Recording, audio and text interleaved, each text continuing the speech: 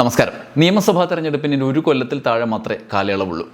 സാധാരണ മറ്റ് സംസ്ഥാനങ്ങളിൽ BJP ഞങ്ങൾ ഭരണം പിടിക്കും എന്ന് പറഞ്ഞ് അവിടെ പോയി അമിത്ഷാനെ അങ്ങനെ കെട്ടഴിച്ചു വിടും. അമിത്ഷാ കുറേ വെല്ലുവിളി നടത്തും, കുറേ വർഗീയ പ്രസംഗങ്ങൾ പ്രയോഗങ്ങളൊക്കെ നടത്തും, അവിടെ ചേരിതിരിവുണ്ടാവും, അങ്ങനെ BJP ഭരണത്തിൽ വരും എന്നുള്ളൊരു ശൈലിയാണ് പലപ്പോഴും സ്വീകരിച്ചു വന്നിരുന്നത്. സമാനമായൊരു സംഭവം കേരളത്തിലും ഉണ്ടായി. നിയമസഭാ തെരഞ്ഞെടുപ്പിന് അധികം കാലമില്ല എന്ന ബോധ്യത്തിൽ ഇനി നടക്കാൻ പോകുന്നത് നിയമസഭാ തെരഞ്ഞെടുപ്പാണ് എന്ന മട്ടിൽ BJP തന്ത്രങ്ങൾ ആവിഷ്കരിക്കുന്നു എന്നൊക്കെ ബ്രേക്കിംഗ് ന്യൂസുകൾ വന്നുകൊണ്ടിരിക്കുമ്പോഴാണല്ലോ ഈ രാഹുൽ മാങ്കൂട്ടത്തിൽ കയറി വന്നത് വാർത്തയിൽ. അത് തുടരുന്നുണ്ട് BJP. അങ്ങനെ ഞങ്ങൾ ഭയങ്കരമായിട്ട് വർക്ക് ചെയ്യുന്നുണ്ടെന്ന് തുടരുന്നുണ്ട്. അതിനിടയിൽ അമിത്ഷാജി കേരളത്തിൽ വന്നു. എന്നിട്ട് ഒരു തട്ടി അടുത്ത നിയമസഭാ തെരഞ്ഞെടുപ്പിൽ ഞങ്ങൾ പിടിക്കുകയാണ്, പോപ്പുലർ ഫ്രണ്ട്, വർഗീയത, ഇസ്ലാമിസം, പൊളിറ്റിക്കൽ ഇസ്ലാം എന്നെല്ലാം പറഞ്ഞിട്ട്, കമ്മ്യൂണിസം എന്നൊക്കെ പറഞ്ഞിട്ട് വൻ അടിയടിച്ചു. കേരള സർക്കാരിനെതിരെ വമ്പൻ അടിയടിച്ചു. സാധാരണ വലിയ വാർത്തയൊക്കെ ആവാനുള്ള സാഹചര്യമാണ്. എന്തായാലും അമിത്ഷായുടെ വെല്ലുവിളി അടുത്ത നിയമസഭാ തെരഞ്ഞെടുപ്പിൽ കേരളത്തിൽ അധികാരത്തിൽ വരും എന്നുള്ള വെല്ലുവിളി നടത്തിയത് മനോരമ ന്യൂസിൻ്റെ കോൺക്ലേവിലാണ്. പിന്നെ എന്ത് സംഭവിച്ചു എന്നുള്ളതാണ് നമ്മൾ ഈ വീഡിയോയിൽ പരിശോധിക്കാൻ പോകുന്നത്. 8 നിലയിൽ പൊട്ടിപ്പോയ ഒരു വലിയ പ്ലാനിംഗ് ആണ് അമിത്ഷാജിയുടെ പ്രചരണത്തിൻ്റെ തുടക്കം എന്ന നിലയിൽ ഇവിടെ മനോരമ ന്യൂസ് കോൺക്ലേവിൽ നടന്നത്. അവിടെ പിണറായി വിജയൻ മുതൽ ജോൺ ബ്രിട്ടാസ് വരെ അമിത്ഷാജിയെ ഓടിച്ചു വിട്ടു എന്നുള്ള ഒരു രാഷ്ട്രീയ സാഹചര്യം വിശദീകരിക്കാമെന്നാണ് ഈ വീഡിയോയിലൂടെ ഞാൻ ഉദ്ദേശിച്ചത്.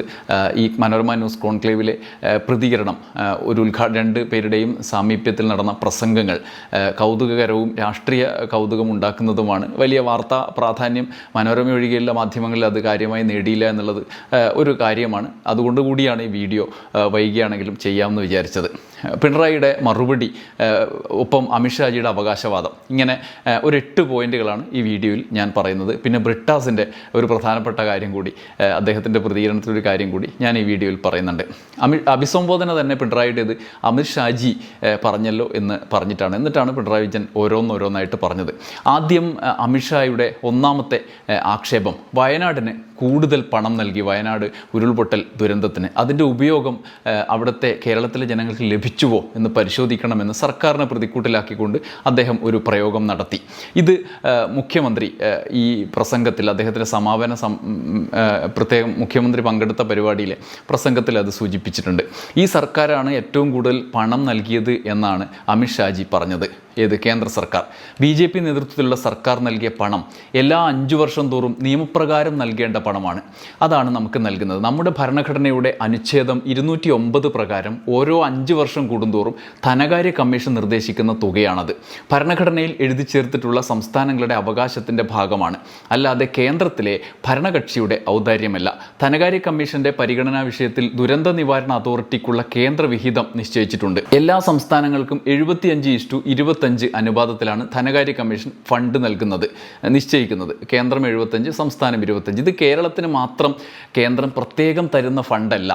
അമിത്ഷാ പറഞ്ഞത് വയനാടിന് വേണ്ടി നൽകി എന്നുള്ളതാണ്. അത് വ്യാജമായിരുന്നു. അതാണ് മനോരമയുടെ കോൺക്ലേവിൽ അദ്ദേഹം നടത്തിയ പ്രസംഗത്തിൻ്റെ ഉള്ളടക്കവും.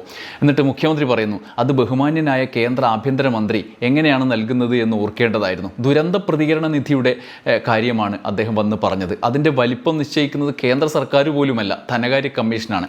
ഈ ഭരണഘടനാദത്തമായ അവകാശത്തെ BJP നേതൃത്വത്തിലുള്ള സർക്കാരിൻ്റെ എന്തോ ഒരു ഔദാര്യമാണ് എന്ന് വ്യാഖ്യാനിക്കുന്നത് മിതമായ ഭാഷയിൽ പറഞ്ഞാൽ വസ്തുതാവിരുദ്ധമാണ്, സംസ്ഥാനത്തോടുള്ള അവഹേളനമാണ്. വയനാട്ടിൽ ദുരന്തമുണ്ടായപ്പോൾ പ്രധാനമന്ത്രി എത്തി. അവിടെ ദുരന്തത്തിൻ്റെ വ്യാപ്തി നേരിട്ട് മനസ്സിലാക്കിയതാണ് അദ്ദേഹം. ഒരൊറ്റ രൂപ പോലും അദ്ദേഹത്തിൻ്റെ ഭാഗമായി കേരളത്തിൻ്റെ ഈ ദുരന്തത്തിന് പ്രത്യേകമായി കിട്ടിയില്ല എന്നത് കേന്ദ്ര ആഭ്യന്തരമന്ത്രി ഓർക്കണമായിരുന്നു. പഴയ ഒരു കാര്യം കേന്ദ്ര ആഭ്യന്തരമന്ത്രിയെ ഓർമ്മിപ്പിക്കുന്നത് നല്ലതാണ്. ഇപ്പോഴത്തെ സർക്കാർ അധികാരത്തിൽ വന്ന് കുറച്ചു നാൾ കഴിയുമ്പോഴാണ് നൂറ്റാണ്ടിലെ പ്രളയം നമ്മുടെ നാട്ടിലുണ്ടായത്. നാടാകെ തകർന്നടിഞ്ഞു പോകുന്ന അവസ്ഥ വന്നു. കേരളത്തെ സ്നേഹിക്കുന്ന ലോകത്തിൻ്റെ വിവിധ ഭാഗങ്ങളിലുള്ളവർ ഈ നാട് എങ്ങനെ കരകയറും എന്ന് ദുഃഖിച്ചു. ആ ഘട്ടത്തിൽ നമുക്ക് സഹായം വേണമായിരുന്നു. ആ സഹായം നൽകാൻ ഫലപ്രദമായി കേന്ദ്ര സർക്കാർ തയ്യാറായോ എന്നുള്ളതാണ്. ആ സാഹചര്യത്തിൽ കേരളത്തെ സഹായിക്കാൻ മുന്നോട്ട് വന്ന ലോകരാഷ്ട്രങ്ങൾ ഉണ്ട്. അതിനെക്കുറിച്ചാണ് മുഖ്യമന്ത്രി പിന്നീട് പറഞ്ഞത്. ആ രാഷ്ട്രങ്ങൾ അന്ന് കേരളത്തിന് സഹായം നൽകുന്ന സാഹചര്യം ഉന്നയിച്ചുകൊണ്ട് പ്രധാനമന്ത്രിയെ തന്നെ വിളിച്ചു.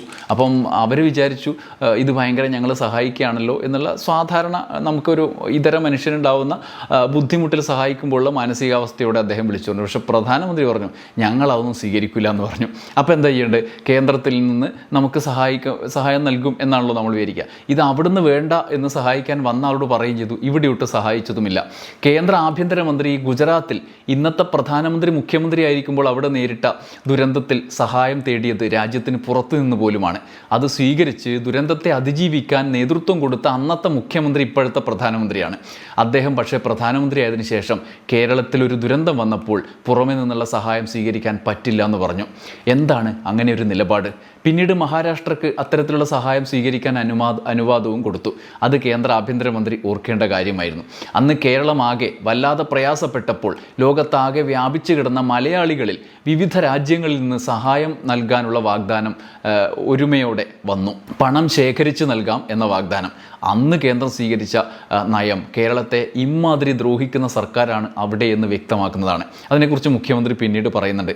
അന്ന് ആ പണം വാങ്ങുന്നതിന് മന്ത്രിമാർ ഇതൊക്കെ ഏകോപിപ്പിക്കാൻ ഓരോ ഇടത്തേക്കും പോകാൻ നിർദ്ദേശം വെച്ചു. അന്ന് വിദേശ പര്യടനം നടത്താൻ കേന്ദ്രത്തിൻ്റെ അനുമതി ചോദിച്ചു. പക്ഷേ അത് തരില്ല എന്ന് പറഞ്ഞു. അതും ബഹുമാന്യനായ ആഭ്യന്തരമന്ത്രി ഓർക്കണമായിരുന്നു. ഒടുവിൽ വയനാട് ദുരന്തത്തിൻ്റെ ആഘാതം നേരിട്ട് കണ്ട പ്രധാനമന്ത്രിയുടെ സർക്കാർ ഒരൊറ്റ രൂപ പോലും നേരത്തെ പറഞ്ഞ ദുരന്ത പ്രതികരണ നിധിയിലേക്കുള്ള പതിവ് തുകയല്ലാതെ, അത് ദുരന്തമുണ്ടായില്ലെങ്കിലും അല്ലെങ്കിലും തരണം, അങ്ങനെയുള്ള തുകയല്ലാതെ വയനാടിന് വേണ്ടി ഒരൊറ്റ രൂപ പോലും സഹായമായി നൽകിയില്ല ഇതേവരെ.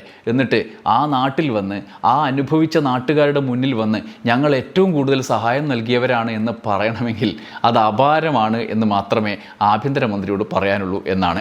നാണോ മാനോ ഇല്ലേ ഷാജി എന്ന് ചോദിക്കുകയാണ് മുഖ്യമന്ത്രി ചെയ്തതിൻ്റെ മലയാളം. കടം എഴുതിത്തള്ളുന്ന കാര്യം, അതായത് വയനാട്ടിൽ ദുരന്തം അനുഭവിച്ച ആളുകളുടെ കടം എഴുതിത്തള്ളാൻ കേന്ദ്രത്തിൻ്റെ പരിധിയിൽപ്പെട്ട പൊതുമേഖലാ ബാങ്കുകളിൽ കേരളത്തിലിപ്പം കേരള ബാങ്ക് കടമൊക്കെ എഴുതി തള്ളിക്കഴിഞ്ഞു.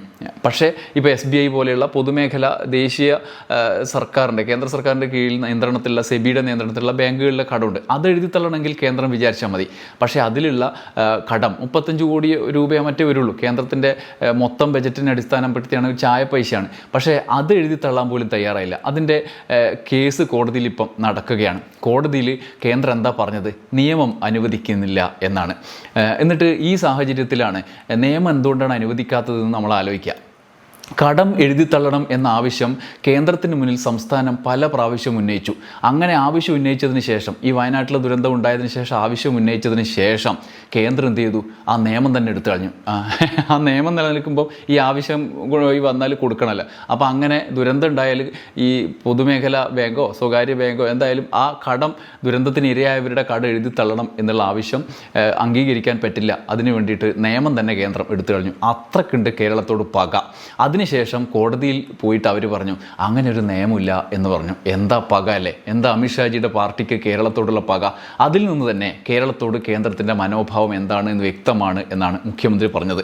ഇതെല്ലാം കാണുമ്പോൾ നമുക്ക് നാമേ തുണ എന്ന അവസ്ഥ വന്നു ചേർന്നു. പക്ഷേ മലയാളികളുടെ ഒത്തൊരുമ, നമ്മുടെ നാടിൻ്റെ പക്വത, ഇതെല്ലാം അതിജീവനത്തിൻ്റെതായ മറ്റൊരു മാതൃക സൃഷ്ടിക്കാൻ നമുക്ക് കഴിഞ്ഞു എന്നത് അഭിമാനകരമാണ്. ഇപ്പോൾ യഥാർത്ഥ കേരള സ്റ്റോറി എന്ത് എന്ന് വ്യക്തമായിക്കൊണ്ടിരിക്കുകയാണ് എന്നാണ് മുഖ്യമന്ത്രി ഈ വയനാടുമായി ബന്ധപ്പെട്ട അമിത്ഷാജിയുടെ പ്രതികരണത്തിനുള്ള മറുപടിയായി പറഞ്ഞത്. അമിത്ഷാജിക്ക് ആവോളം കിട്ടേണ്ടത് കിട്ടിയിട്ടുണ്ട്. അപ്പോഴേക്കും മൂപ്പര് വിമാനം കയറി പോയി എങ്കിലും മറ്റൊന്ന് കേരളം അനുഭവിച്ച യാതനയുടെ കണക്കാണ്.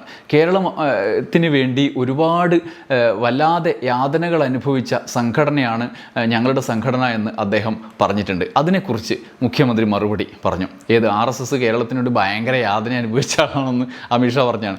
മുഖ്യമന്ത്രി പറയുന്നത് യാതനയുടെ കണക്കൊന്നും ഞാൻ പറയുന്നില്ല.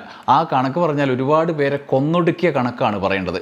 അദ്ദേഹത്തിൻ്റെ പ്രിയപ്പെട്ട സംഘടനയുടെ നേതൃത്വത്തിലാണ് അതെല്ലാം നടന്നിട്ടുള്ളത്. അതിനെ മഹത്വവൽക്കരിക്കാനുള്ള ശ്രമമാണ് നടന്നത്. RSS എന്താണ് എന്ന് കേരളത്തിന് നല്ല ബോധ്യമുണ്ട്.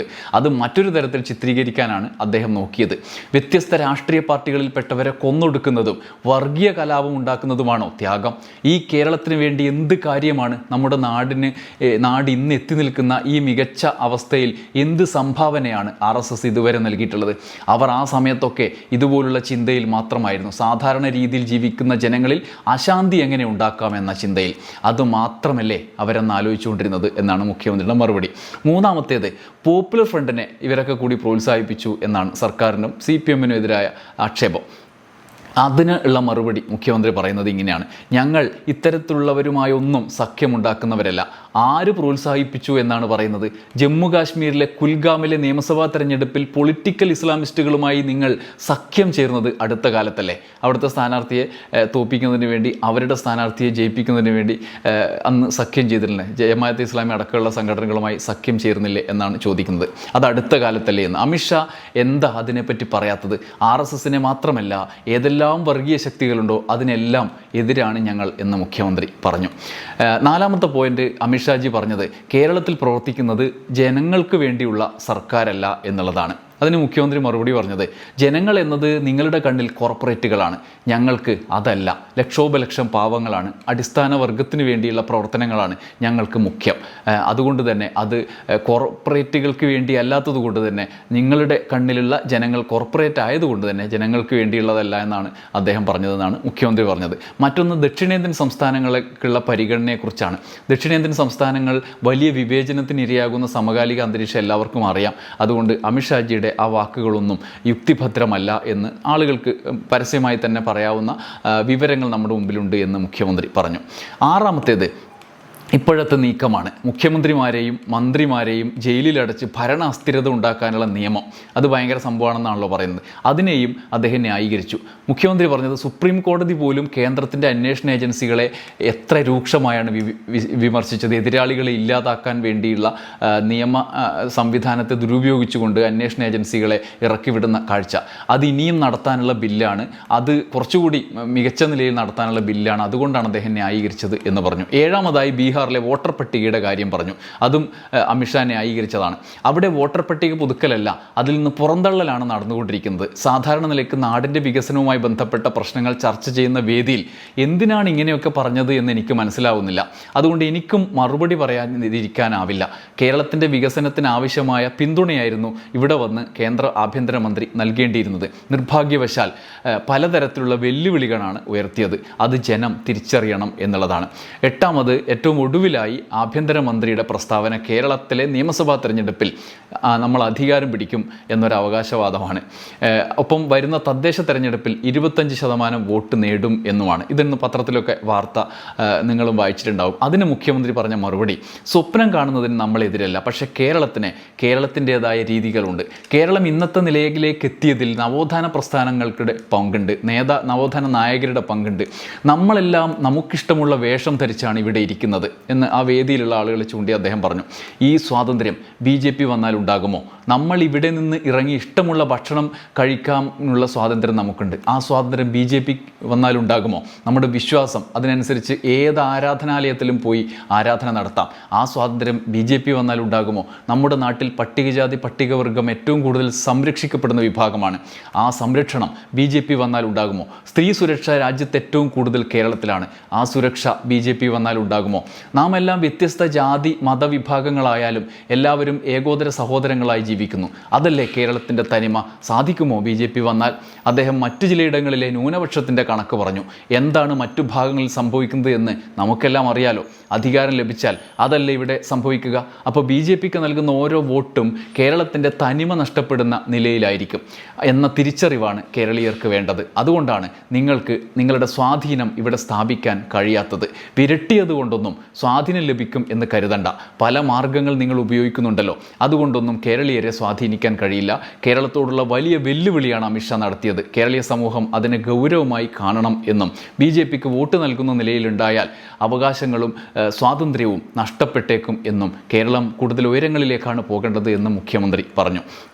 അതായത് കേരളത്തിനെ വിരട്ടിയിട്ട് ഭരണം നേടാമെന്ന പതിവ് ഉത്തരേന്ത്യൻ ശൈലി ഇവിടെ ചിലവാവില്ല എന്ന് പച്ച മലയാളത്തിൽ മുഖ്യമന്ത്രി പറഞ്ഞു. അങ്ങനെയാണ് മനോരമ ന്യൂസ് കോൺക്ലേവിൻ്റെ തൻ്റെ പ്രസംഗത്തിലെ പ്രധാന ഭാഗം മുഖ്യമന്ത്രി നീക്കിവെച്ചത്. ഒരുപക്ഷെ അമിത്ഷാജി എല്ലാം ഇങ്ങനെ പറഞ്ഞങ്ങ് പോകാമെന്ന് വിചാരിച്ച് വന്ന് പോയെങ്കിലും കിട്ടേണ്ടതെല്ലാം കിട്ടിയിട്ടുണ്ട്. ഒപ്പം വയനാടുമായി ബന്ധപ്പെട്ട് അമിത്ഷാ പറഞ്ഞ ബടായി പൊളിക്കുന്ന ഒരു പ്രതികരണം ജോൺ ബ്രിട്ടാസ് നടത്തിയിട്ടുണ്ട്. അദ്ദേഹം രാജ്യസഭയിലടക്കം ഇതുമായി ബന്ധപ്പെട്ട് നിരന്തരം കാര്യങ്ങൾ ഉന്നയിച്ചിട്ടുള്ള മുൻ അനുഭവം നമ്മുടെ മുമ്പിലുണ്ട്. ബ്രിട്ടാസ് അദ്ദേഹത്തിൻ്റെ ഫേസ്ബുക്ക് പോസ്റ്റിൽ എഴുതിയ ഒരു പോസ്റ്റിൻ്റെ പ്രധാന ഭാഗം ഞാൻ വായിക്കാം. ദുരന്തങ്ങൾ വന്നപ്പോൾ കേരളത്തെ കൈയയച്ചു സഹായിച്ചു എന്ന മുഴുത്ത കള്ളമാണ് ഇന്നലെ ആഭ്യന്തരമന്ത്രി അമിത്ഷാ എഴുന്നള്ളിച്ചത്. ആ വേദിയിൽ വെച്ച് തന്നെ മുഖ്യമന്ത്രി അതിന് മറുപടി പറഞ്ഞു. കേരളത്തിൻ്റെ നികുതി സംഭാവന ഉൾപ്പെടെ കണക്കിലെടുത്ത് കേന്ദ്ര ധനക്കമ്മീഷൻ അനുവദിച്ച തുകയിൽ നിന്ന് സംസ്ഥാനത്തിന് പണം നൽകുന്നതിനെയാണ് കേന്ദ്രത്തിൻ്റെ അകമഴിഞ്ഞ സംഭാവനയായി അമിത്ഷാ വളച്ചൊടിച്ചത്.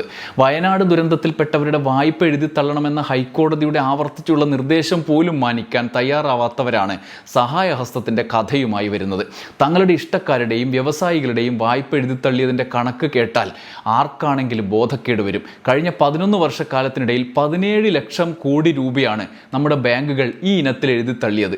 ഇതിനോടൊപ്പം പറയേണ്ട മറ്റൊരു കാര്യമുണ്ട്, അതുകൂടി ശ്രദ്ധിക്കണം. വയനാട് ദുരന്തം ഉൾപ്പെടെയുള്ള ഘട്ടങ്ങളിൽ ദുരന്തബാധിതരെ ഒഴിപ്പിക്കാൻ വ്യോമസേന രംഗത്ത് എത്തിയതിന് ജനങ്ങളും മാധ്യമങ്ങളും പുകഴ്ത്തിയത് നമ്മുടെ ഓർമ്മയിലുണ്ടാകും. ഇതിനെ കേന്ദ്ര സർക്കാർ വിളിക്കുന്നത് മനുഷ്യത്വപരമായ ദുരിതാശ്വാസ മിഷൻ എന്നാണ്.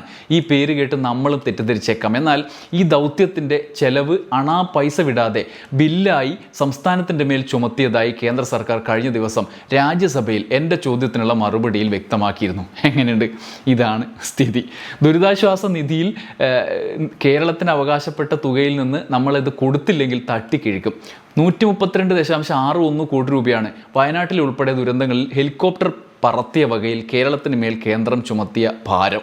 അമിത്ഷാ ഇനിയും വരും, വലിയ വലിയ കള്ളങ്ങൾ പറയും, കാത്തിരിക്കാമെന്ന് ജോൺ ബ്രിട്ടാസ് പറയുന്നു. അപ്പോൾ രാജ്യസഭയിൽ ഈ രേഖ അവിടെ വന്നതിന് ശേഷം അവർ ചോദിച്ച തുകയുടെ രേഖ ബ്രിട്ടാസ് ഫേസ്ബുക്കിൽ ഇടുന്നുണ്ട്. ഇത് നമ്മൾ ശ്രദ്ധിക്കേണ്ട ഒരു കാര്യമാണ്. വെറും 35 കോടി, മാക്സിമം 50 കോടി തന്നെ വിചാരിച്ചോ, അത്രയും തുകയാണ് ഈ എഴുതി തള്ളാനുള്ള ലോണുകളുള്ളത്. അവിടുത്തെ എല്ലാം നഷ്ടപ്പെട്ട മനുഷ്യരുടെ ലോൺ. അത് എഴുതി തള്ളാതിരിക്കാൻ, കേരളത്തിൻ്റെ വയനാടിൻ്റെ ഈ ആവശ്യം അനുവദിച്ചു കൊടുക്കാതിരിക്കാൻ ആ നിയമം തന്നെ കളഞ്ഞ, അങ്ങനെയെങ്കിലും കേരളത്തെ ദ്രോഹിക്കണം എന്നതിന് വേണ്ടി ആ നിയമം തന്നെ ഇല്ലാതാക്കിയ കേന്ദ്ര സർക്കാരാണ്. ഇതേ സമയം മറ്റൊരിടത്ത് 17 ലക്ഷം കോടി രൂപയാണ് ഇതേ ബാങ്കുകൾ ഉപയോഗിച്ച് കോർപ്പറേറ്റുകൾക്ക് എഴുതിത്തള്ളിയത്. 17 ലക്ഷം കോടി രൂപ. എങ്ങനെയുണ്ട്? 17 ലക്ഷം കോടി രൂപയുടെ അടുത്ത് ചായ പൈസ പോലും അല്ലാത്ത ഒരു പൈസ എഴുതി തള്ളാൻ വേണ്ടി തയ്യാറാകാത്ത, ആ നിയമം തന്നെ അതിനെടുത്തു കളഞ്ഞ കേന്ദ്രത്തിൻ്റെ കേരളത്തോടുള്ള സ്നേഹം എന്താണ്? അമിത്ഷാജി പറഞ്ഞ കള്ളങ്ങൾക്കപ്പുറത്ത് കേരളത്തെ ദ്രോഹിക്കാനുള്ള ഇരട്ട മുഖം എങ്ങനെയാണ് പ്രയോഗിക്കുന്നത് എന്ന് ഈ ആളുകളെ മുൻനിർത്തി നമ്മൾ വീണ്ടും ആലോചിക്കുക തന്നെ വേണം. നന്ദി, നമസ്കാരം.